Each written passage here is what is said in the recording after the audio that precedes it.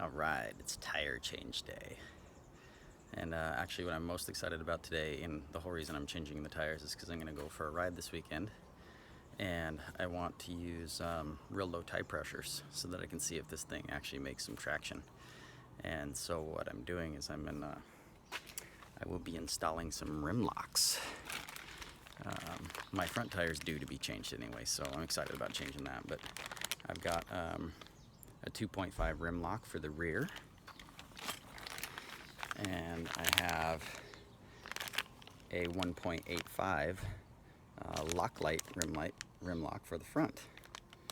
So the lowest I've gone on my tires is 13 psi, and I'm still getting a little bit of tire slip at 13 psi, which is the minimum or the maximum that I used to run when I raced, motocross stuff. So I'm used to this 10-11 psi probably most of the time, and now I'm on this 690 that has lots and lots of wheel spin, and I'm having to run higher pressures off-road. So we're putting in the heavy-duty tubes again, which I already have, and then we're going to run the rim lock so that I can get down to maybe 6, 7, 8 psi this weekend and get some traction. Alright, so you guys have seen my little setup here before. I'm currently using the bike stand as a tripod for my iPhone, so you guys can witness this. First I gotta let the air out, so I got this little wrench. It is out. And you could hear that, probably. The bead just popped.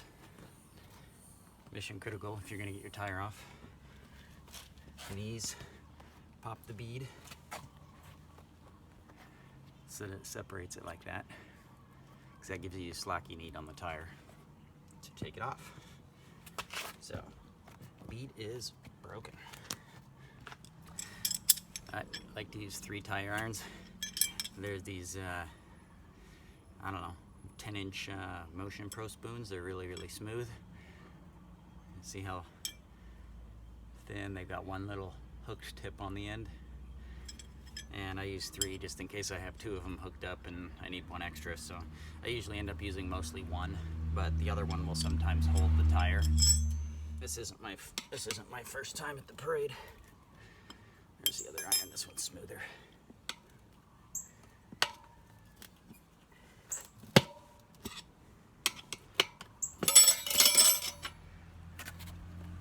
If you take too big of bites, you can rip the rubber and potentially break the bead on the tire. It's not really a big deal if it's an old tire, but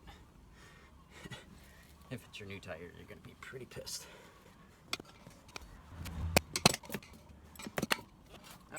First side's off.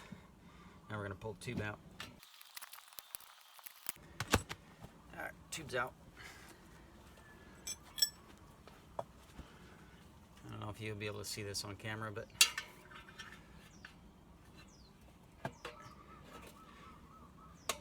get a lever in there, pull the top part over.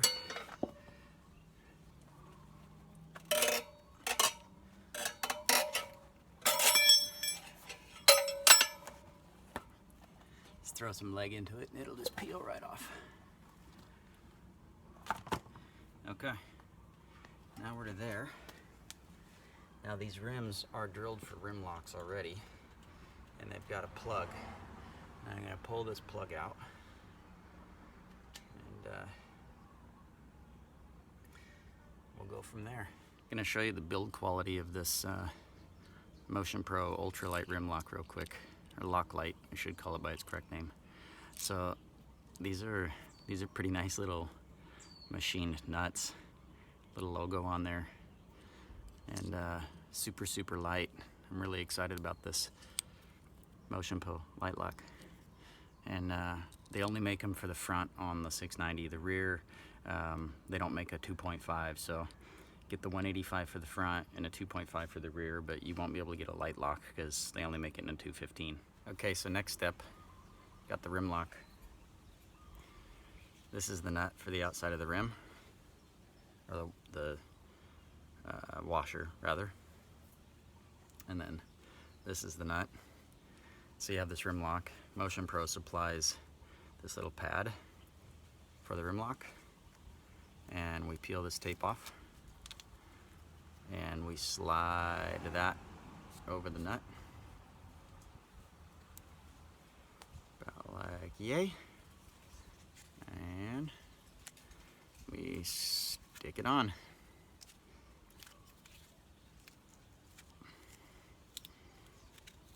And put yours on a little bit straighter than I put mine on. There we go. And so that's a damper, and it'll help kind of work as kind of a crush washer to hold it against the spokes, and it'll help the spokes from coming loose and all that sort of stuff. But mostly it's just kind of a crush washer to hold it down on there. So install the pad. That's not on the rim locks, that's only on this style. Okay, next step, and a lot of people probably think I'm totally goofy for doing this, but I'm putting the red rubber grease on there. A lot of pinch flat potential around here, and this helps against the pinch flats, but right now it's just helping with the install, so I'm going to take a little bit and grease the bead up to help me slide it on. I'm not using any other install fluid, this is all I'm using, so if you don't use the grease, you have to use something slippery like soapy water, or I've heard people using Armor All, WD-40, but that's not really good on the rubber. If you're on a motocross tire, it's not going to matter. You're going to probably change it more often. But this is rubber safe red grease. I'm just making this surface slippery so that it'll slide on the rim. All lubed up. I'm actually going to clean my fingers off. So the step after that is you make sure that you have your tire direction correctly.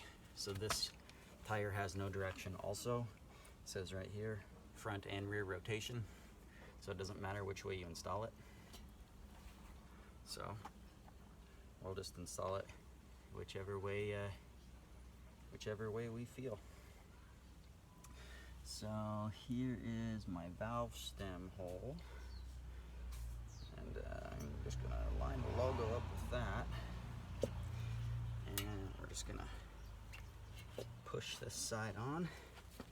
It'll probably do most of the work itself.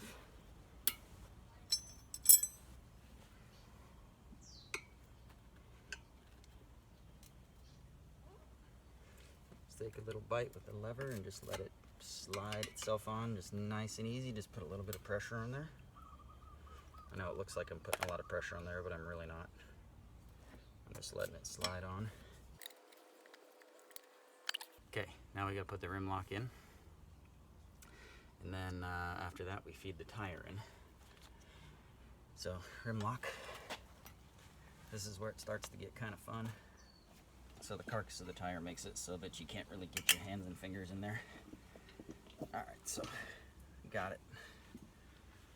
And what I'm going to do is I'm going to put the nut on there just a little bit so it doesn't fall back in. And the next step is greasing the tube. And I'm actually going to put a glove on. Maybe. That's why rubber rots, so as you can see my glove rotted apart because it's Hawaii and that's what happens, rubber rots. So I'm not wearing a glove. Good dollop of grease here, and just gonna rub it all around.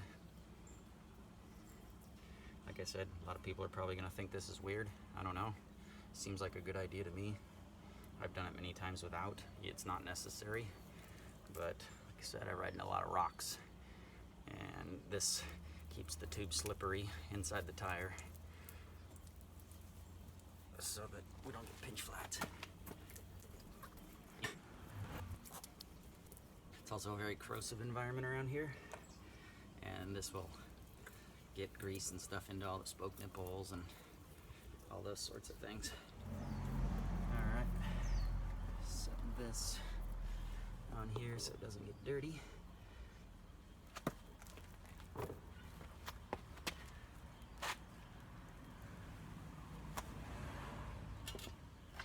Lean back over this. And one thing you should do is make sure that the rim strip's in a straight line. I already kind of did that, but make sure it's all lined up in there not sitting off center so that it protects the tube from the spokes. So I'm just spinning it, looking at it. I know you can't see it in the frame, but it's good. I got the hole for the rim lock, and the rim lock's in there so it's not slipped around. Alright, so now we feed the tube in, and we're gonna need to let a little bit of air out for this. Use my trusty razor blade for that.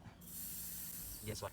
You do want to keep some air in there, especially if you're using a standard tire, because if you don't, the tube can fold up inside. So we lay it nice and flat like this. Try and get some of the dirt off my hands.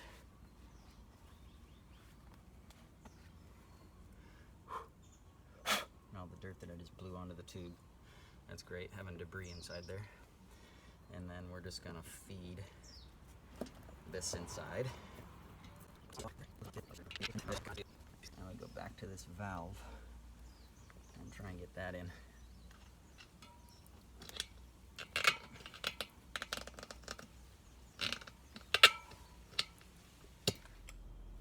Valve stem's in the hole.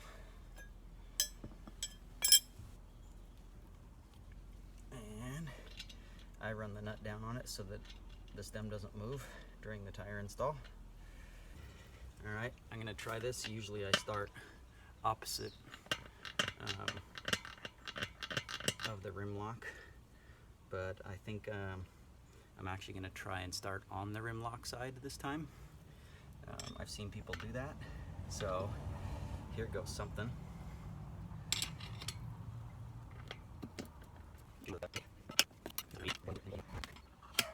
I don't really think it matters where you start as long as you have the slack.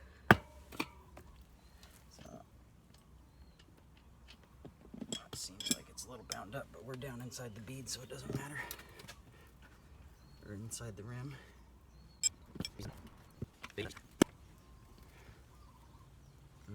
Nice and easy. Just let it slide on. And this is where people get carried away on these last few bites. So there's a lot of tension right here, so make sure that the tire is down into the drop center. You think of this little lump right here as the bead of the tire being down inside that, because then that forces the tire this way so that we have the slack on this side. That way you don't have to just use these big long tire irons and just ruin the tire by peeling it on. So basically just take the little hook end, lift it up with your thumb a little bit here, and take some small bites. You can take them smaller than that if you want. Might be a little bit off camera here. I'm going to readjust this so it's on camera. And just slide that underneath, about a 3-inch bite or so, and just nice and easy, it'll clunk right on.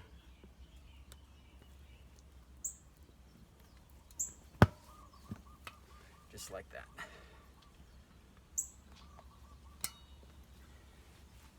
So this is an important step. Make sure that this rim lock is freed up so I can push that in.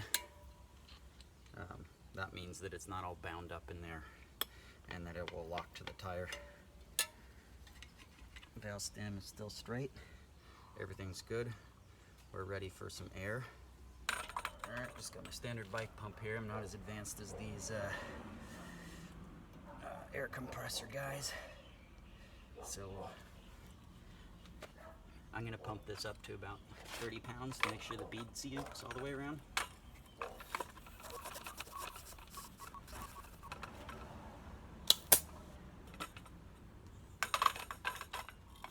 Alright, it's all pumped up.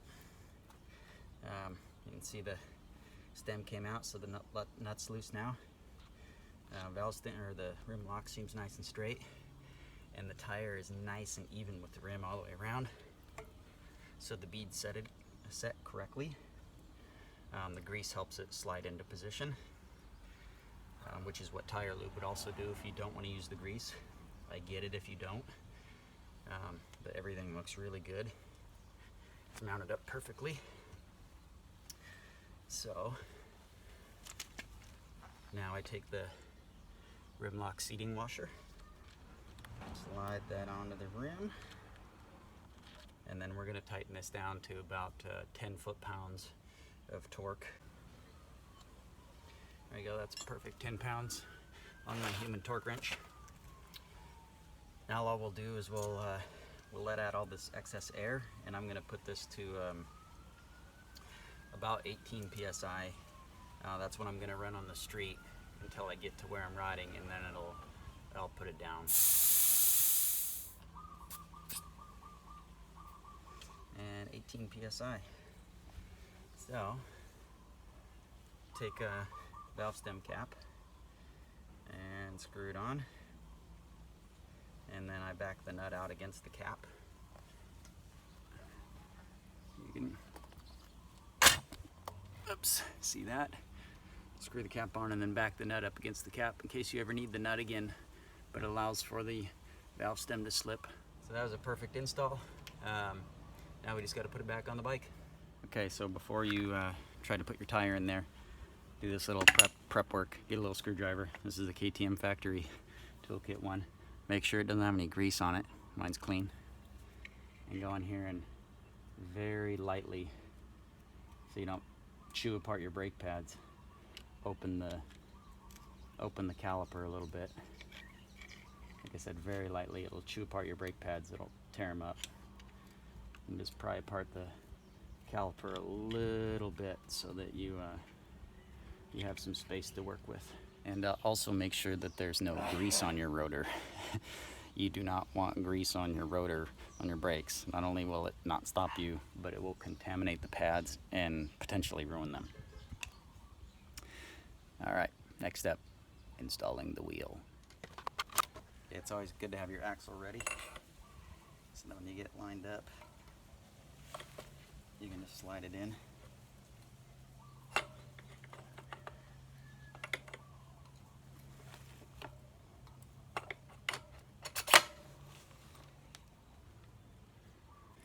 Okay, I'm a huge advocate of not pounding axles with your hand right here.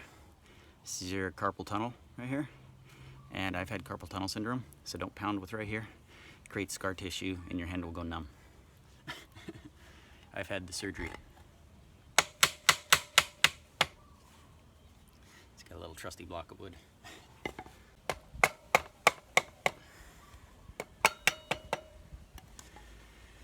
Okay, so we visited this before. This is where we do the pinch bolts correctly. Got our axle nut. Get it finger tight. Got my wrench. Get it until it'll start spinning on the other side over here. So this is where you make sure it's as snug as it'll get here. So that's fairly snug.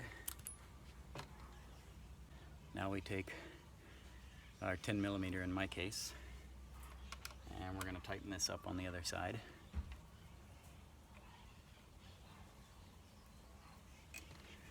I'm just doing one over there, and now we can torque this.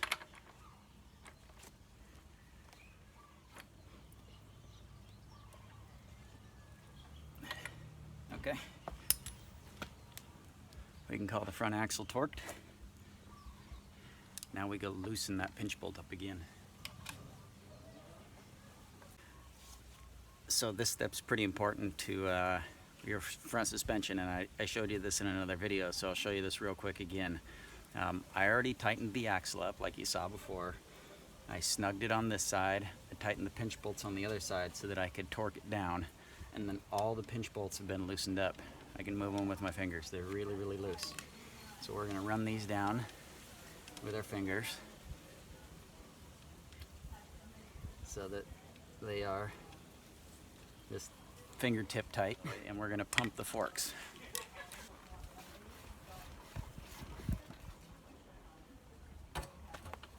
Okay, since all that stuff was loose, it'll all be realigned, and now we're going to torque them just back.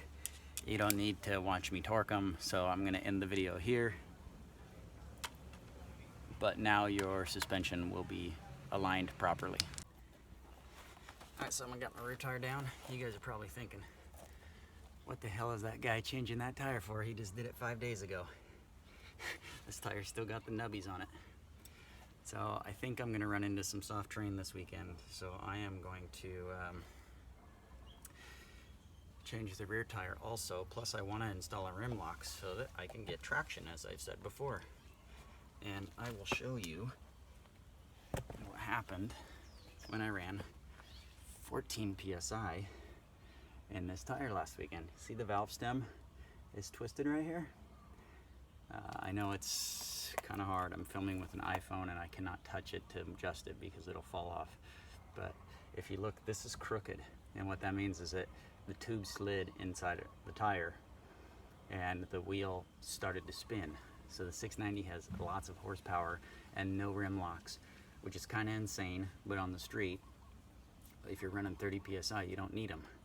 I don't run 30 PSI on the street, so what's happening is this is twisting, and if it twists too far in the tire like that, it'll actually rip off the tube, and then you'll get a flat because your valve stem will rip off. So when I install the rim locks, it will prevent that from slipping in, you know, in theory. Not in theory, it works. So we're gonna install a rim lock, and might as well do the new tire to match the front. And then I'm not throwing this tire away. I'm definitely saving it. This is a mountain hybrid, and it's a pretty damn good tire. So first things first, let the air out.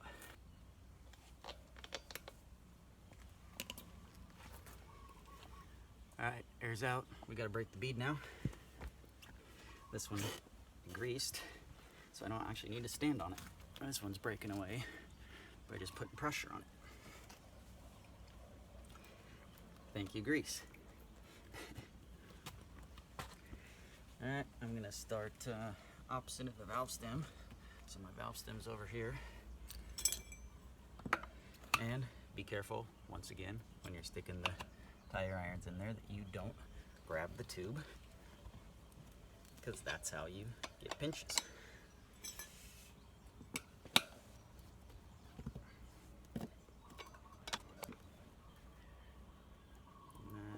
Nice and easy. This is a game of finesse, not a game of muscle. 12-year-old girls can do this. 12-year-old girls should be able to do this. That said, this tire has a stiffer sidewall, so when I go to peel it off, it won't be quite so easy. Plus, I'm going to reuse this tire, so if I'm cranking on the rim, on the bead too much, I don't want to rip the bead. You know, we don't want to take chunks out of the bead to take the tire off. That's completely unnecessary. This is a brand new tire. There's 250 miles on it. 5 days.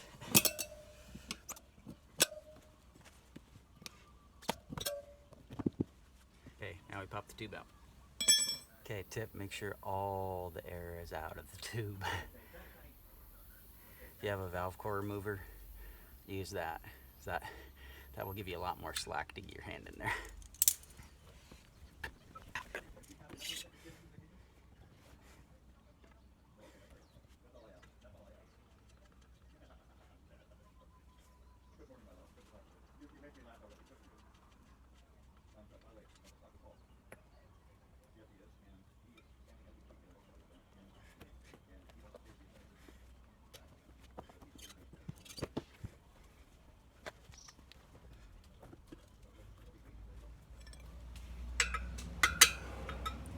Push the valve stem up.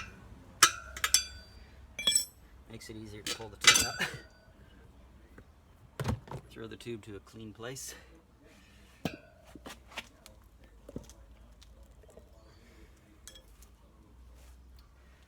And here's the hard part.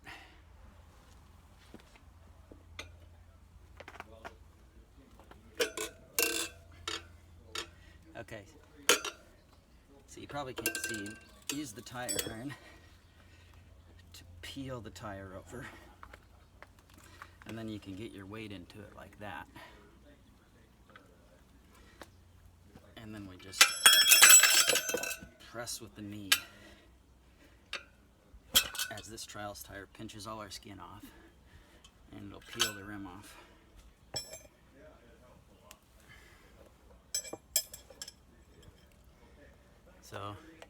Moto's hybrid uninstalled. Roll it off to the side for use on climbing mountains another day. So inspect the rim strip to make sure it's in the right spot. It appears to be. In my case, I'm gonna install the rim lock. So there's a plug right here, and I'm gonna use this razor blade to cut a hole for the rim lock to go through. Okay, remove the plug. Now we got a hole for the rim lock. Got our brand new Metzler tire. Check for direction. Mission critical. Got some of my grease here with a little bit of dirt in it now that I've shaken my rag out a few times. I'm gonna run a little bit around the bead.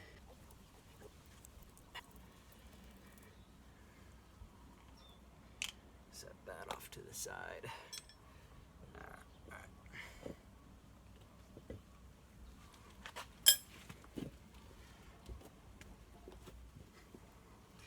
These back tires have big stiff sidewalls and stuff on them, so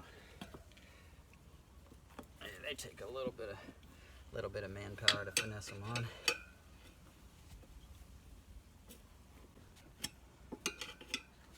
So again, the name of the game is finesse. Don't reef on anything. If you reef it when the tube's in there, you're gonna pinch yourself a flat. If you reef it with a long tire iron, you're gonna rip the bead. None of these things are good, especially if you're using a 140-pound tire or $140 tire.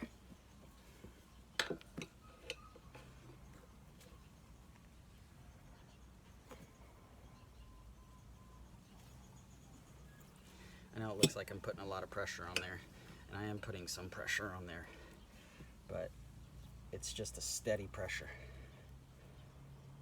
and it just slides on.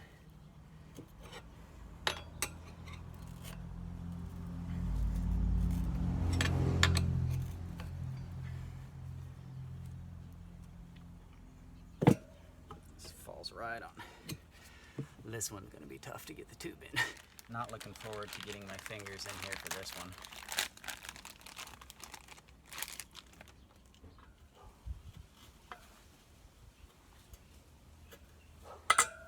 Yes! Okay, so I got the rim lock in place. I'm going to thread the nut on there so that it doesn't slip, because it's a nightmare to get in there. Sometimes street bike tires will have a dot for balancing.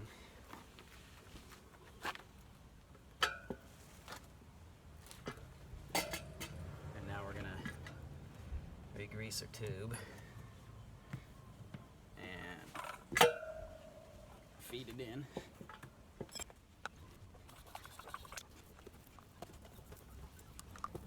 Being somewhat liberal with the grease on this install, because I have a feeling this is going to be a tough one to get on.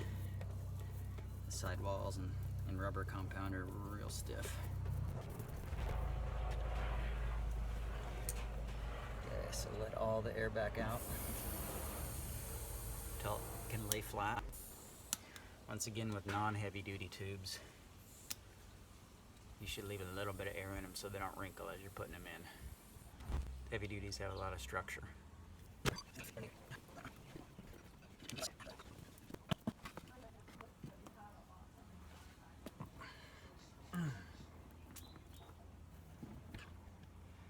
Not gonna lie, this tire is a bear to install. The rubber compound is really stiff. Got it.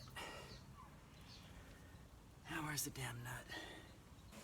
Okay, I can't find the nut, so I'm just gonna put the cap on so that it doesn't slide back inside. And I'm gonna go ahead and start there with rolling it on, so we can see if we can get it lined up a little bit better. Ooh, that's a stiff sidewall. Alright, make sure that the rim lock is freed up, and it is. This is not nice on your knees, so be prepared for that. Maybe get some knee pads. So far, so good. I guess the nice thing about this hard compound is it doesn't melt itself around the rim as you're sticking it on. It just kind of flops over.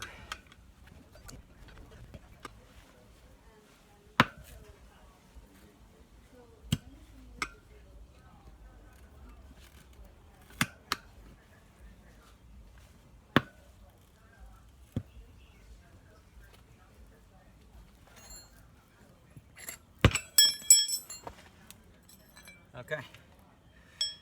So really the tire install itself is not really that hard.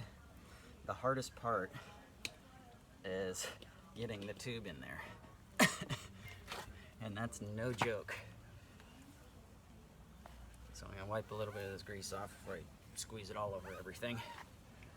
And make sure that take your fingers or a tire iron and push on that valve stem to make sure that, or the rim lock to make sure it's freed up.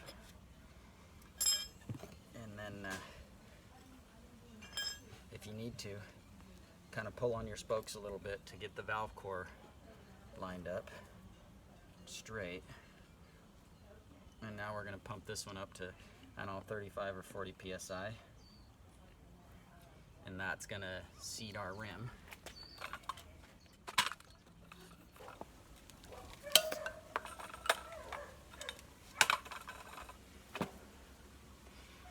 Okay, so we got the bead is beautifully seated on the rim all the way around. Absolutely perfect. Wipe a little bit of the grease off now. Perfecto. This tire is like a work of art. Man, this thing is gnarly. Find a clean place on my rag here. Wipe the crap off my rotor. I do wash everything before I put it back together.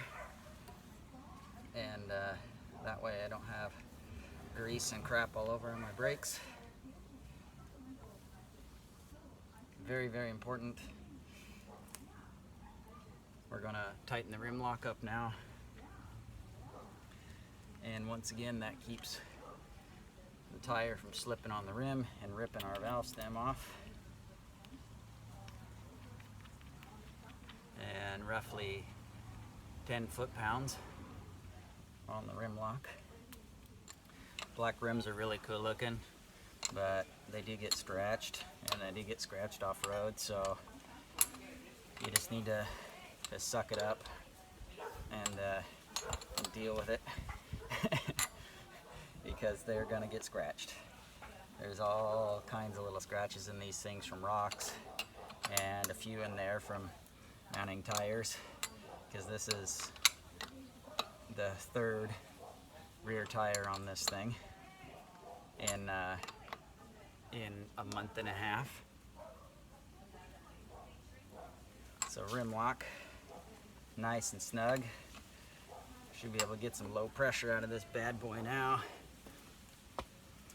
And now I'm going to let the air out.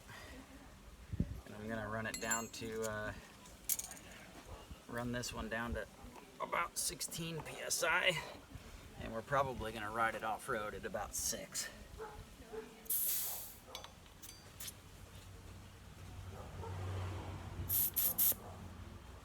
Okay. 16 psi. Done. Put a valve cap on there. And we are ready to rip. Okay, I spared you guys the rear wheel install, because let's face it, if you can't install your rear wheel, then you really shouldn't probably be trying to put on new tires. But look at that bad boy. That is a real hard enduro tire. Bad to the bone. Metzler MC360 review to follow. I don't know if it's gonna be any good, but it sure looks like it bad, son of a bitch. Got around here to the front side, and here's the front one. If we can get some light on it, pretty bad to the bone. I'm excited to give these a try. I'm sure they're gonna totally suck on the street, but I'm willing to sacrifice that these days. So there we go, 9121 Metzler MC360. So if you guys want some aggressive dual sport tires, see, they say mid-hard. The rear I've had to go down slightly narrower to the 120-100, which really isn't that much narrower than the stock one. And there we go, there's the Metzler rotation, so that's why I didn't have to worry about during the install. These are reversible, so when one side wears out, you can do it. And MC360 mid-hard. So anyway, we're gonna give these a shot this weekend, I guess. All right, guys, that's the dual tire install for those new MC360 Metzlers. I know that's a really long video. If you guys already know this stuff, you don't have to watch it, so you don't get bored by my videos and not come back. But I want to put some of these out there because maybe it will help somebody, and especially the tips like the fork alignment and just, you know, the finesse of putting your tires on. It's not a muscle job unless you're trying to get the damn tube out. But as far as running the tire irons, it's all about finesse and lube. Probably heard that before. So anyway, thanks for watching this video. If you do find it, you know, useful in some sort of way, hit the like button. I appreciate that. And wander through my other videos. If you are bored by this one, then just wander through some of the other ones. And if you find anything useful in there, then hit the subscribe button. I would really, really appreciate that. You know, it's YouTube's got these content creator restrictions now, and so I have to meet these standards before they'll think I'm cool. So I would really appreciate it if you like and subscribe, and if you know somebody that could be helped by this, share the video, especially being my last one on the shifter. So check out my shifter video. I don't know how to link it. Maybe I can put a card or something. But anyway, thanks for watching, and guess you'll get to see in the next video how this baby turns out.